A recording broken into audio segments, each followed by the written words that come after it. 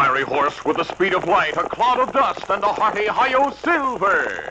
The Lone Ranger.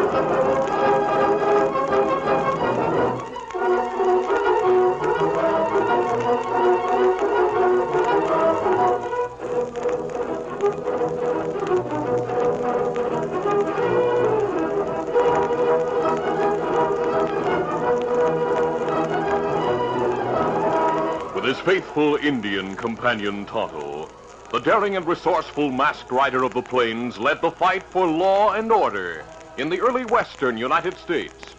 Nowhere in the pages of history can one find a greater champion of justice. Return with us now to those thrilling days of yesteryear. From out of the past come the thundering hoofbeats of the great horse Silver. The Lone Ranger rides again. Come on, Silver! Let's go, big fellow! I'll Silver! Hooray!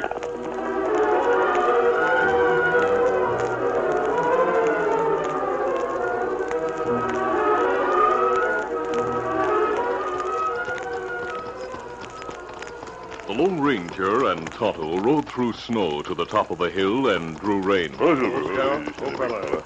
In the white-blanketed valley, they saw a village of Cheyenne Indians.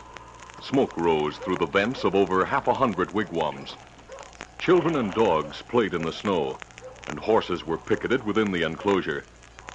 This was the village of Red Dog, the Cheyenne leader, with whom the federal government hoped to make a treaty of permanent and lasting peace. How long Indians live here, Kemosabe? They moved here very recently, Tonto. Red Dog and the other leaders are to meet and confer with Colonel Hargrave. Red Dog make plenty trouble for pioneers. Well, he hates white people, and perhaps he's justified. The first ones who came here tricked him and robbed and exploited his people. If he can be made to understand most pioneers are good people who want to be friendly, like Jim Bridge and his friends. If Red Dog's people knew Bridge and his party, they'd change their opinion of pioneers. There are only few horse in Valley. The Red Dog and his braves must have gone to the Army camp for peace talks. Them gone since yesterday. Yes, that's right, Tonto. They'd left since the snow quit falling last night. We'd see their tracks. Look, Kemosabe. Yeah? 2 men ride north from Indian village after snow stopped. Colonel Hargraves is camped north of the village. Tonto, we'll ride north. Not go east?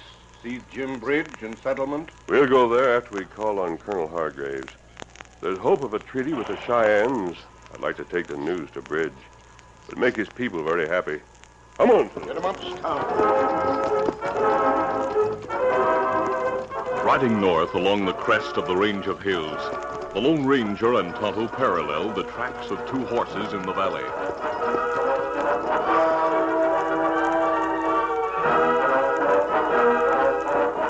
Later that day, Colonel Hargrave sat in his tent with a deep scowl on his face.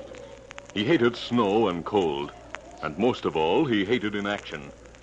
Contrary to the Lone Ranger's supposition, no peace talks were in progress at the Army camp. And there had been none. Delay. It's enough to drive a soldier mad. Yes, Colonel Hargraves. How deep is the snow outside the camp area? It's 6 to 8 inches, sir. The weather forecast? Colder tonight. Right orders to see that the horses are given plenty of oats and a thick layer of hay. Yes, sir. The horses will be kept close together on the picket line. Right, sir. Confounded, I thought we'd be finished with the peace negotiations by this time. They haven't even begun. I wonder if Red Dog was bluffing when he said he'd discuss a treaty. Colonel Hargraves. Close that tent flap. Yes. Let's try to keep some heat in this tent. What do you want? 2 men wish to speak to you, sir. The Indians who were here earlier? No, sir. One of these is an Indian. The other's masked. Masked? He claims to be a friend of General Custer, and he sends this cartridge by way of identification. Yeah? It looks like silver. Indians send a bundle of arrows as a declaration of war.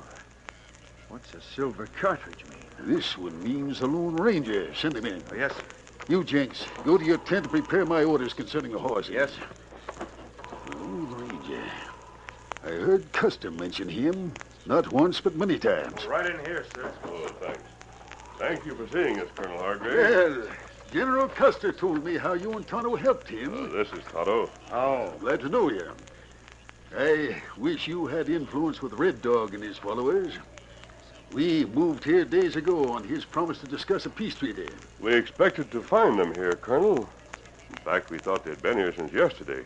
No, Red Dog keeps postponing the discussion on one pretext after another. I suppose he's laughing up his sleeve at the way he keeps the United States Army waiting while he hunts and fishes. Tonto and I saw that most of the horses were gone from his village, so we thought the treaty talks had started. 2 messengers came here with word that Red Dog's men had gone hunting this morning to replenish the food supply. Oh, this morning? Yes. Well, that's not true. Only 2 horses left that village since the snow stopped yesterday. They came here. We saw them returning over the back trail. Well, the Indians may have left on the hunt yesterday. If so, they've traveled much farther than necessary. There's a lot of game in the valley, but we saw no tracks of hunters. I wonder where they've gone and why they're stalling. Colonel Hargraves, you came here with only about 30 men. 28. What of it? Judging from the number of wigwams, I'd say Red Dog has over 100 braves. It would be quite a feather in his cap if he could conquer a detachment of troops.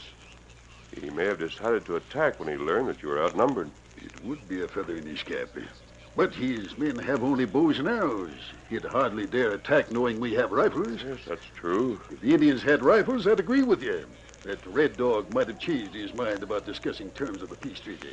I wonder if he's delaying the meeting in the hope of finding rifles and ammunition. But where can he find them without coming here for them?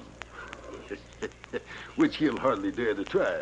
Colonel, I had planned to visit a group of pioneers who have settled in the valley east of here.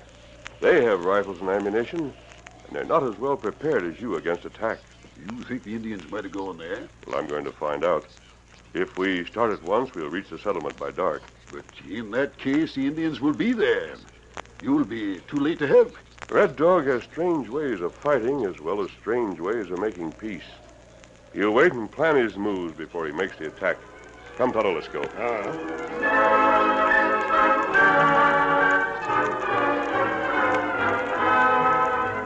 Due east from the army camp and northeast from the Indian village, Jim Bridge and his followers had found a valley where the grass was green and well watered, and there was an ample supply of timber.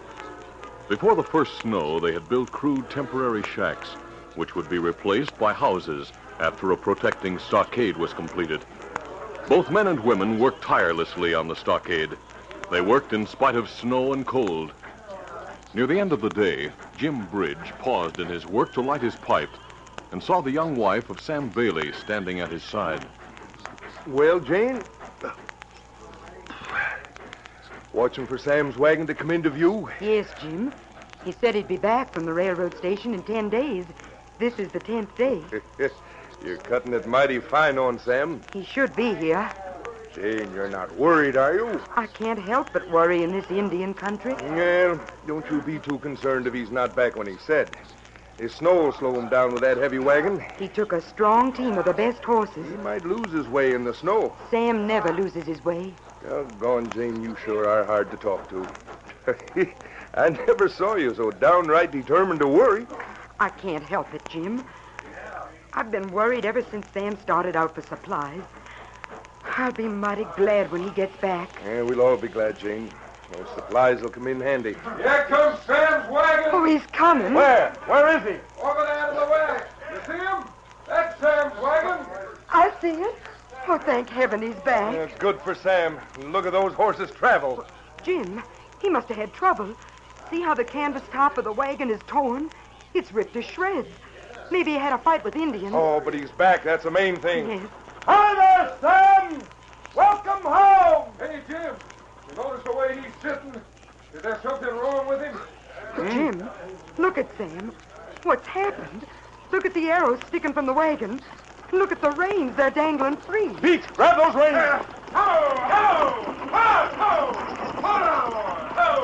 Sam, what's happened to... Sam! The ornery murdering redskins. Here, boys. Give me a hand with him. Sam, where did it happen? Now, wait, Jane. And now, to the ground.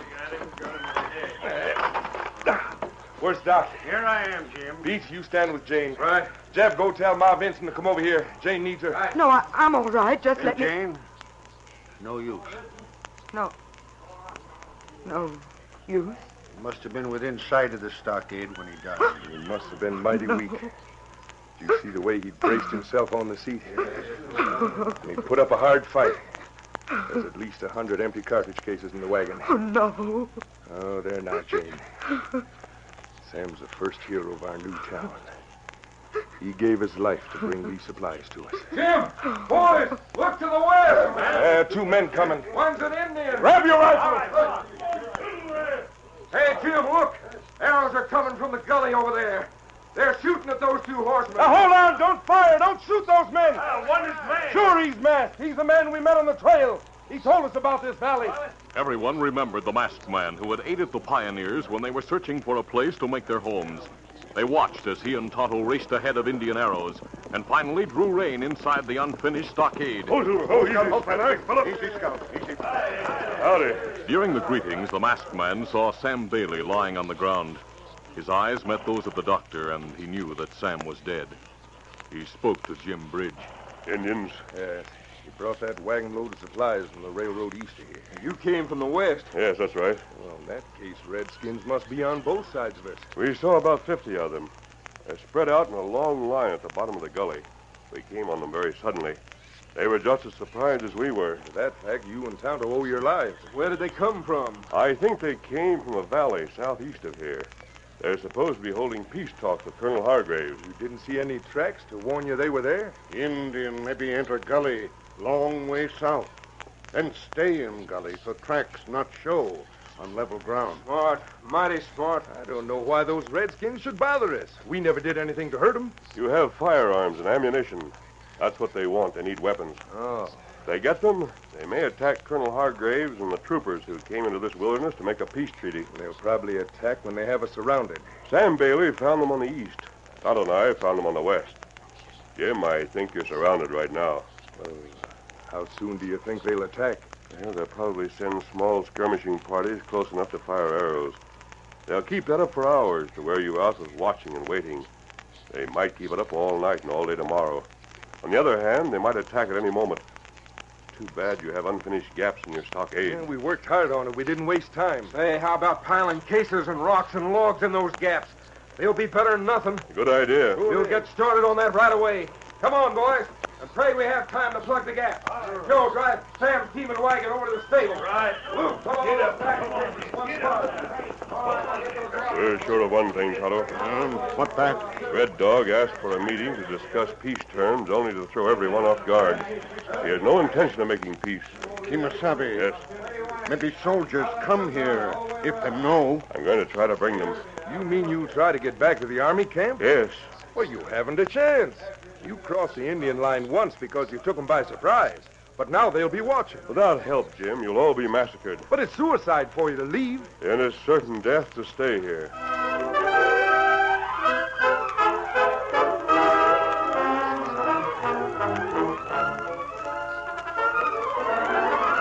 The curtain falls on the first act of our Lone Ranger adventure.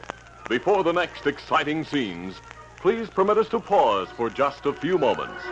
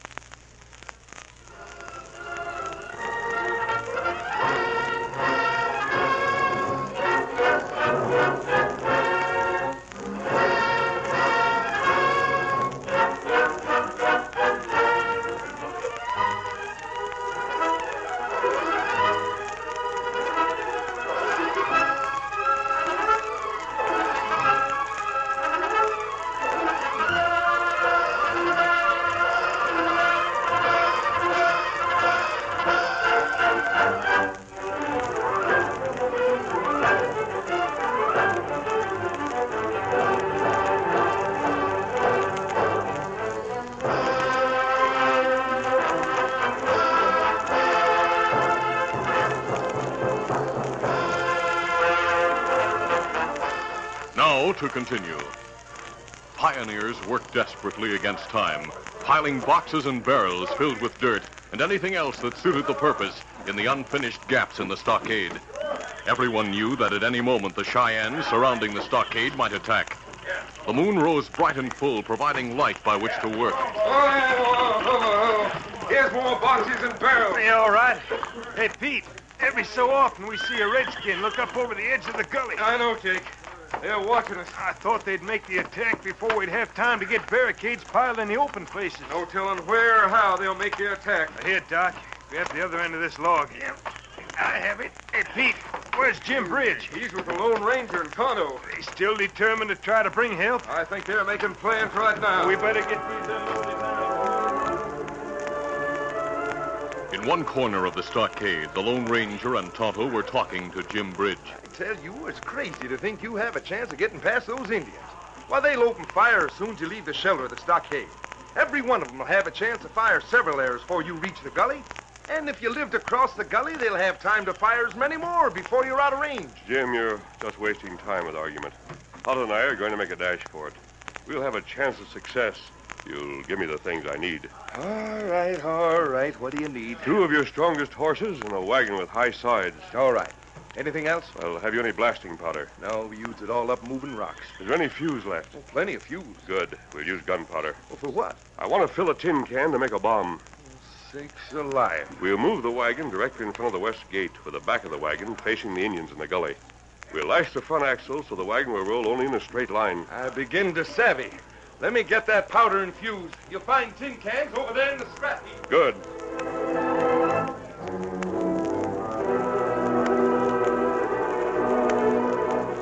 The moon and snow made the area almost as bright as day, but several Indians hugging the ground and covered by white canvas or bleached skins were able to creep close enough to make their bows and arrows effective.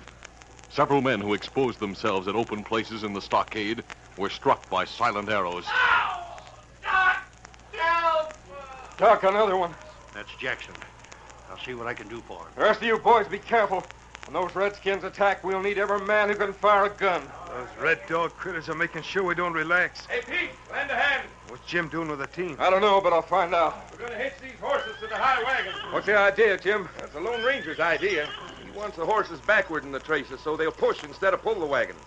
We have to get her set right in front of the west gate. Why does he want the horses to push the wagon? Well, he's going to head the wagon straight for the gully where the Indians are hidden. The horses could be more easily shot down if they were ahead of the wagon. Oh, I savvy. I reckon the masked man figures to use the wagon as a barricade to get close to the Indians. He'll be right behind it. That's what he wants the Indians to think he's doing. You see, Pete, if the Indians figure that way, well, then they'll converge from both sides when they see the wagon coming. And that should pull the Indians in toward the wagon. And the wagon is just a sort of a lure to bring the Indians away from the place where the Lone Ranger wants to cross the gully. That's the idea. Now let's get the team and wagon set.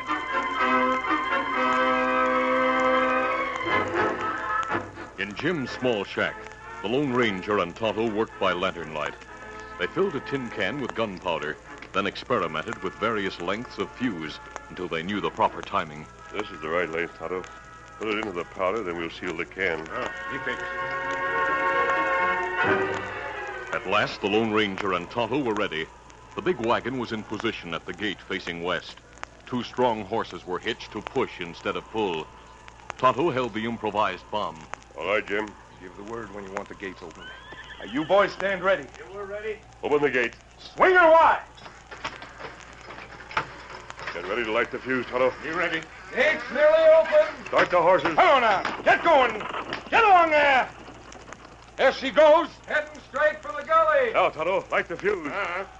Those Indians see the wagon coming. Right now, they're probably rushing along the bottom of the gully from both sides to meet the wagon. Fuse lighted now. Then let's go. Come on, fill it. Come on, out. The masked man dashed toward the gully at a point south of where the Indians had converged to meet the oncoming wagon. He held a gun ready for any Indian who showed his head. Tonto was half a length behind, carrying the bomb with the fuse lighted. Some distance on the right, the wagon had reached the gully. Nearer, an Indian's head came into view. Suddenly, the masked man drew rein. Oh, Silver, oh, easy. Now, Tonto, throw the bomb. Tonto threw the bomb. Then Then there was a burst of flame and a geyser of snow from the gully ahead. The nearest Indians in the gully were shaken by the explosion and blinded by the smoke and flying snow. Before they could use their bows and arrows, the Lone Ranger and Tonto were through the gap. We're through, Tonto. We made it.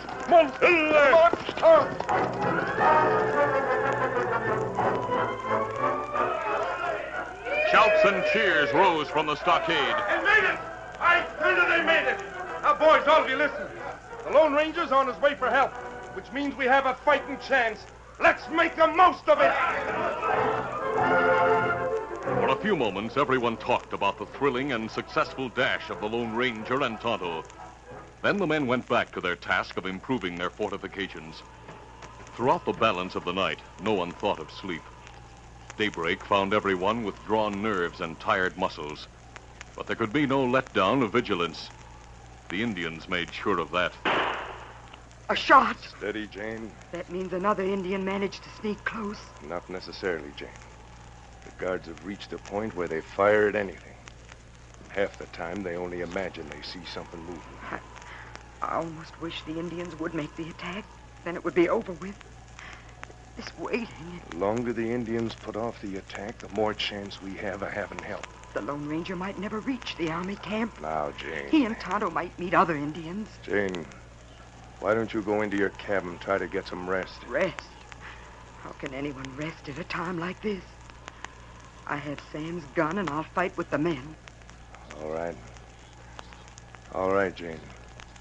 You go over and help Lem Carson watch through his porthole. Very well, Jim. As long as I can keep doing something. Hey, Jim. Yeah, Pete? Bad news for you.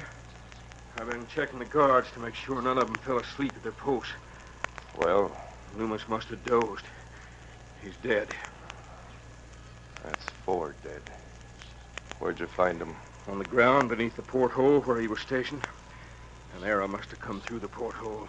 And Loomis didn't even see the redskin who shot it. I got one! Pete, have someone take Loomis's place. Right.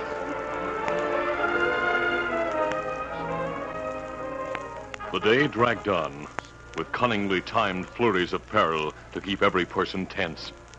By nightfall, nerves were strained to the breaking point, and in some cases beyond. Open the gates. Ask him to come in. Let's get it over with. Head all I can stand. Eddie! I can't wait any longer. Let him... Sorry to slap your face, Jake. Now calm down. Get a hold on yourself.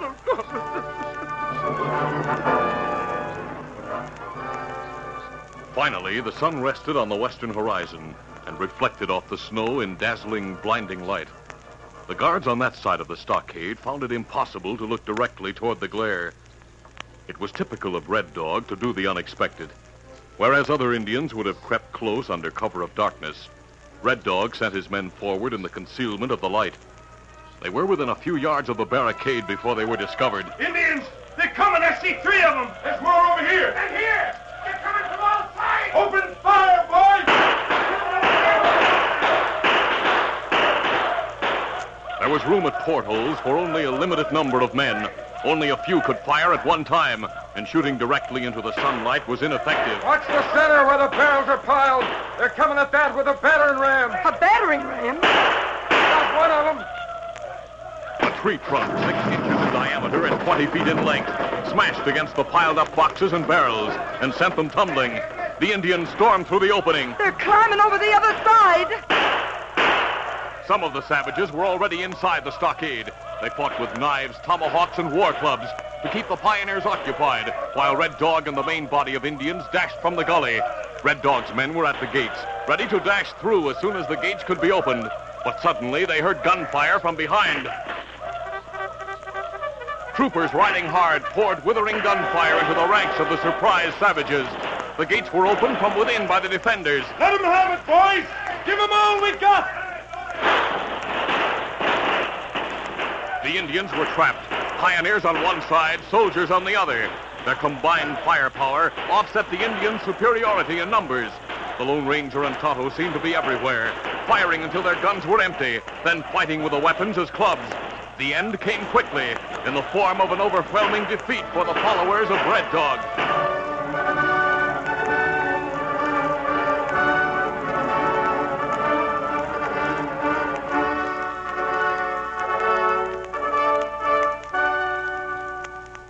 Indians who survived were tightly bound. An army doctor examined the others, while Colonel Hargraves approached to speak to Jim Bridge. Bridge, we'll clear the stockade before we leave. Gosh, Colonel, we thought we were at the end of everything. The end? No, Bridge, you and your people are simply at the beginning of everything. The beginning of a new nation. Some of us are dead. They died to hold this land. Their blood makes it sacred. Build this settlement, Bridge. Make it strong so no band of savages will try again to take it from you. If each man helps safeguard his own community, our nation will be the strongest and the greatest of nations. Because this is a nation made up of communities. Good words, Colonel Hargraves. Oh, I didn't know you were behind me. Todd and I are ready to leave. I sure wish we had you living in our community. Thanks, Jim. I'll be back. Where does the Treaty of Peace stand, Colonel? Well, those battered survivors of Red Dog's outfit are the ones with whom the peace is to be made. They have surrendered unconditionally. Many have families in the valley. We propose to teach those families that their government is good, so their children would be our kind of people. Tonto, let's spread that word. Easy, steady, big Easy, Scout, easy, fella. Goodbye, all of you. Goodbye. Bye, and thank you. Scout. Oh, that man. If it hadn't have been for him, we'd all be dead. Bridge, many have said that about the Lone Ranger.